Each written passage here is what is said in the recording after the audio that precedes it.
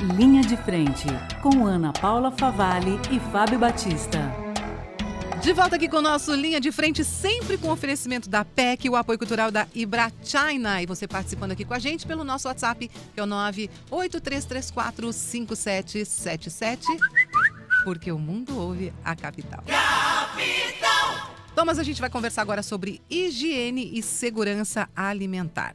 Formada em nutrição pela Faculdade de Saúde Pública da USP, com pós-graduação em qualidade dos alimentos pelo CBES. Em 2006, fundou a Qualinut, assessoria em higiene e qualidade dos alimentos. Atende clientes na área de alimentos como indústrias, restaurantes, padarias e clubes. Atual presidente da Associação Prato Cheio, uma ONG que trabalha com o combate à fome e ao desperdício de alimentos. Nós vamos conversar com a Dafna Khan. Boa tarde, Dafna, tudo bem? Tudo ótimo. Seja muito bem-vinda aqui à Rádio Capital, ao nosso programa Linha de Frente. Muito obrigada, é um prazer estar aqui com vocês hoje. Seja bem-vinda. Obrigada, Fábio. Dafna, conta pra gente o que são consideradas boas práticas de alimentação e qual o objetivo do Manual de Boas Práticas. Bom, as boas práticas são um conjunto de normas que fazem e procedimentos que fazem com que o alimento seja seguro para o consumo, né? Então, a grande preocupação nossa não é só com um alimento saudável, né, do ponto de vista de nutrientes, mas um alimento que quem consuma não vá desenvolver uma doença, né? As famosas DTAs, que são as doenças transmitidas por alimentos. Bactérias, vírus, parasitas, contaminantes físicos, uma série de perigos que a gente tem que prevenir para que o alimento seja um alimento seguro, tá? O Manual de Boas Práticas, ele é um documento que todos os estabelecimentos que trabalham com alimentação ou com alimentos e bebidas, então restaurantes, bares, cozinhas industriais, padarias, supermercados, eles têm que ter um documento obrigatório. E ele descreve todos os processos que aquele estabelecimento precisa ter para garantir que os alimentos ou bebidas que ele prepare estejam seguros para o consumo. Então, é um manual de regras, vamos dizer, em linhas gerais. Ele vai ter como os funcionários têm que ser contratados, como eles têm que ser treinados, como que é o fluxo de produção e assim por diante, para garantir que os alimentos preparados ali estejam com a melhor segurança para os consumidores. Tudo isso para evitar a questão de contaminação, de trazer doenças para quem vai consumir, não é isso? Exato, Fábio. A ideia do manual é que o estabelecimento garanta que aquele alimento ou a bebida que ele esteja preparando lá e servindo ou distribuindo, né, no caso de uma indústria, ele seja seguro. Então, eu vou dar um exemplo. Quando a gente pensa em qualidade, esse é o básico que um estabelecimento ou uma indústria tem que ter. Então, se a gente for pensar numa certificação, numa ISO, né? Como a gente estava falando aqui de importação, exportação de produtos, as boas práticas e o Manual de Boas Práticas é a primeira fase que quem trabalha com alimentos tem que ter para depois subir e em outros níveis, fazer a PPCC e mais para frente até ter uma certificação internacional. E isso é bom para quem trabalha muito como o Thomas, passa bastante tempo fora, almoça bastante restaurante, né, Thomas? Não, isso mesmo. E Dafna, por exemplo, se eu abro o meu comércio, o meu restaurante, eu vou ter que formatar um manual próprio para o meu comércio, não é isso? Isso, exatamente. Você tem que ter, o manual ele tem que descrever a sua realidade. Sim. Ele tem alguns pontos que são importantes, né? Que tem que ter em todos, mas ele tem que descrever a sua realidade. Então, como os seus funcionários trabalham, o tipo de produto que você produz lá, então, quais são os cuidados com aquele produto específico. Então, se você tem um restaurante chinês, por exemplo, diferente de uma padaria, são procedimentos diferentes que tem que estar escrito nesse manual de boas práticas. E por que em restaurantes é importante coletar essas amostras de alimento? As amostras, elas são como se fosse uma contraprova se eventualmente você tiver qualquer reclamação ou qualquer problema, tá? Então, elas são importantes tanto em restaurante como também na indústria. Vamos dizer, você produziu um pão e esse pão foi comercializado em outros locais e alguém reclamou porque achou que o pão embolorou ou que o pão apresentou alguma coisa estranha. Você tem uma contraprova guardada com você para mostrar que aquele produto está seguro. Em restaurante, principalmente restaurante de buffet, né, os famosos restaurantes por quilo, é muito importante você ter uma amostra também para essa garantia. Então, a amostra ela tem que ser coletada não no começo, mas a lei fala que o ideal é você coletar essa amostra 1/3 antes do horário de término do buffet. Então, vamos dizer, se seu buffet funciona do meio-dia às 3, o ideal é você coletar essa amostra às 2, guardar por um tempo, dependendo de cada alimento, tem um tempo que a gente diz para guardar, a gente não, a lei. E ele serve para garantir. Então, no caso de um surto, algumas pessoas vieram e passaram mal no seu restaurante. Então, você sabe, muito, né? Acontece. E também tem muito pessoas que talvez são oportunistas, né? Falam, olha, eu passei mal, mas também. Assim, você serviu 300 refeições, uma pessoa só reclamou. Estranho, né? Estranho. Vamos lá analisar se de fato tinha alguma coisa ou não. Né? Então, ela serve para quando a gente, se necessário, a gente faz uma análise microbiológica e a gente descobre qual foi o micro-organismo, o que pode ter causado isso, né? Então, a gente consegue saber, talvez, da onde foi ali, os detalhes da onde foi e corrigir esse erro, que é o mais importante. Sim. Então, se de fato foi um erro, o que a gente pode melhorar no nosso processo para evitar que isso aconteça de novo? Agora, Dafna, você falou dos comidas por quilo, né? Geralmente é tudo ali aberto. Eu até hoje em São Paulo só fui a um restaurante de comida por quilo que ele tinha uma espécie de redoma e ali ficava a comida, não tinha aquele contato direto com as pessoas.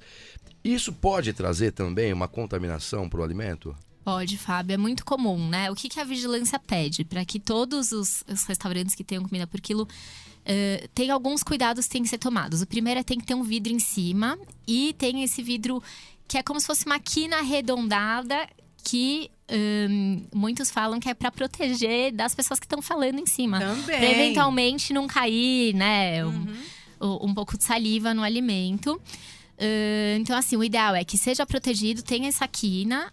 O alimento, ele tem que estar... Como um todo, assim, né? Fica mais ou menos exatamente, Thomas. Como um todo, protegendo. Tem alguns restaurantes que até no início do buffet colocam placas. Por favor, evite falar, evite mexer no cabelo em cima enquanto você pega o alimento. Porque, de fato, isso pode contaminar muito, né? Um outro cuidado que os buffets têm que ter bastante são as temperaturas. Então, tem que ter uma temperatura controlada para quente, acima de 60 graus, e a parte fria abaixo de 10 graus. Isso você consegue garantir pelo menos alguma diminuição da proliferação de micro-organismos.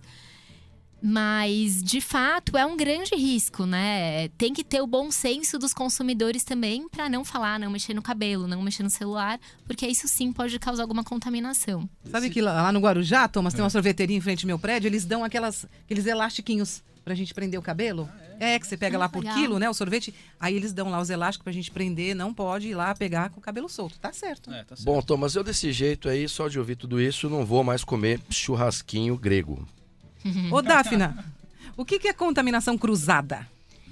Então, a contaminação cruzada, ela se dá quando a gente tá numa cozinha, né, ou num estabelecimento, e que a gente tem... Eu vou dar um exemplo que acho que fica um pouco mais fácil. Então, tem uma pessoa que tá manipulando um frango cru numa tábua. Tá. Né? E daí, você fala, eu vou fazer uma salada. Eu preciso dessa tábua aqui para cortar o tomate. A mesma tábua que fez o frango, você usa para cortar a salada sem higienizar ela corretamente. Tá. Então, os contaminantes do frango podem passar para sua salada. E daí, nisso, a gente chama de contaminação cruzada. E ela pode acontecer... Ela é uma contaminação que a gente tem que ter muito cuidado. Então, por isso, a gente toma uma série de providências em restaurantes. Ela é muito comum. E o grande perigo dela... É que a gente pode, de fato, levar contaminantes de um produto para outro sem perceber. Sim. Né? Então, você pode ter uma contaminação, do jeito que eu estava falando para vocês, por salmonelose, né? Que é uma bactéria presente no frango, comendo uma salada de tomate. Nem imagina, né? Que nem imagina. E que no tomate, naturalmente, muito provavelmente não teria aquela bactéria. Entendi. Então, é essa contaminação de um produto para o outro, né? De cru para cozido e etc e tal, que a gente chama de contaminação cruzada. Muito cuidado ao comer na rua. Tô aprendendo tudo aqui, hein? Né? Agora eu vou fazer um adendo. A contaminação cruzada ela é muito comum na rua, mas ela acontece muito na nossa casa. Né? Sério? Boa parte das contaminações, né, das doenças transmitidas por alimentos, elas acontecem na nossa própria casa. Né? Porque muitas vezes, na hora de preparar, você tem uma pessoa só preparando a refeição, ela não consegue ou não lava a mão direito de uma preparação para outra, né? Ou ela usa o mesmo utensílio, e tudo isso pode causar uma contaminação cruzada, que é um dos grandes perigos das doenças transmitidas por alimentos. E a maior estatística é na nossa casa. Eu observei isso que você está falando outro dia num bar aqui da região central. O rapaz lavando, nunca vi isso, lavando o frango dentro da pia. Isso. Depois ele colocou num escorredor, Thomas. E aí começou a lavar a salada dentro da mesma pia onde ele estava lavando o frango. Essa é a típica contaminação cruzada. É bom que agora todo mundo vai ficar mais atento a ela. Ficar só de olho, né, Thomas? Ô, Daphne, a minha esposa também, ela é nutricionista, né? Eu sempre vejo ela colocar lá, separar e colocar o produto no congelador e tal. Mas vamos fazer essa pergunta aqui. O processo de congelamento, ele é suficiente para destruir os micro-organismos? Então vamos lá, Thomas. O processo de congelamento, de resfriamento de alimento, ele não destrói os micro-organismos. Ele faz com que os micro-organismos parem de se reproduzir, tá? A gente tem duas formas de conseguir matar, né? Eliminar os micro-organismos. Ou aquecendo o alimento a uma temperatura muito elevada, né? Por um tempo suficiente. Então, muito elevado, eu tô falando aqui pelo menos acima de 65 graus. Ou num processo de higienização. Quando a gente congela um alimento ou coloca ele na geladeira numa temperatura mais baixa, o que a gente faz? A gente faz com que aqueles micro-organismos fiquem ali paradinhos e não se multipliquem mais. Quanto mais frio, menor a capacidade dos micro-organismos se multiplicarem. Por isso que um alimento, quando é congelado, ele tem uma validade muito maior do que um alimento que está na geladeira. Mas também é por isso que a gente nunca pode congelar, descongelar e recongelar o produto. Isso? Porque quando a gente descongela o produto, aqueles micro-organismos que já estavam no produto, que estavam ali dormindo, né, paradinhos, não mortos, mas parados, né, vamos dizer. A hora que a gente descongela, eles voltam à sua produção. E quando a gente recongela, se ele não passa por nenhum processo ou de higiene ou de tratamento térmico, a quantidade de micro-organismos recongeladas, ela é muito maior do que da primeira vez. Por isso que a gente não pode fazer essa prática. E qual o papel da Anvisa? Olha, a Anvisa no Brasil, ela é o órgão federal que tem como regulamentar a parte de alimentos, cosméticos, entre outras coisas. Mas para os restaurantes e bares, quem cuida mesmo são as vigilâncias municipais. Então, no caso de São Paulo, é a Covisa. A vigilância, ela fiscaliza, sempre a municipal, né? No caso de restaurante, mas a Anvisa, ela dá as principais diretrizes. Certo. Daphne, e para os nossos ouvintes aí, quais são os problemas mais comuns na higiene alimentar? Olha, vou contar, parece básico, mas lavagem de mãos. Então, se você consegue lavar a mão a cada procedimento, antes de entrar na cozinha, isso minimiza muito os riscos de contaminação. Processo de contaminação cruzada, né, que a gente comentou aqui agora. Então, cuidar, né, tá usando um utensílio, usa para aquele procedimento, depois lava, pega outro.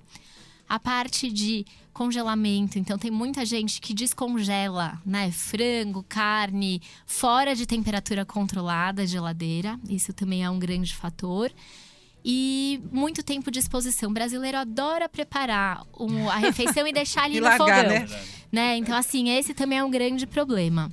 Olha, e falando em vigilância municipal, quero mandar um abraço para a Edna, que trabalha na vigilância municipal. Tem aí se esforçado bastante, dado cursos, palestras, fazendo um trabalho maravilhoso voluntariamente, né? Agora, Thomas, se for fiscalizar tudo, eu acho que ninguém trabalha, viu? Porque a gente vê cada coisa assombrosa por aí.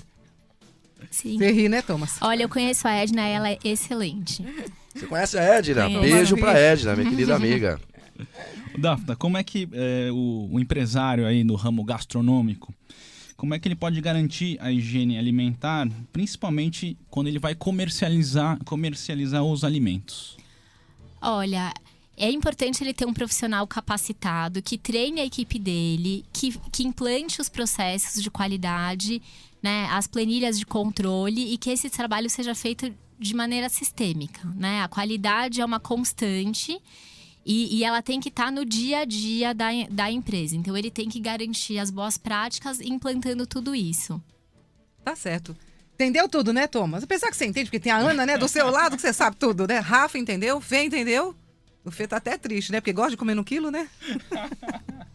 Ô, Dafna, super obrigada de você ter vindo. Esclareceu muito nossas dúvidas. Você ri, né, Thomas? Você dá risada, né? Esclareceu demais as nossas dúvidas dos nossos ouvintes. Um prazer mesmo ter você aqui. Muito obrigada pela sua participação. Muito obrigada pelo convite. Foi um prazer estar aqui com vocês hoje. Tá certo. A gente volta já. Nós vamos faturar a linha de frente. Volta em 1 minuto. Não saia daí, sempre com oferecimento da PEC. E o apoio cultural é da Ibrachina. Não saia daí que nós voltamos já, né, Maguzinho? Você está ouvindo Linha de Frente, com Ana Paula Favalli e Fábio Batista.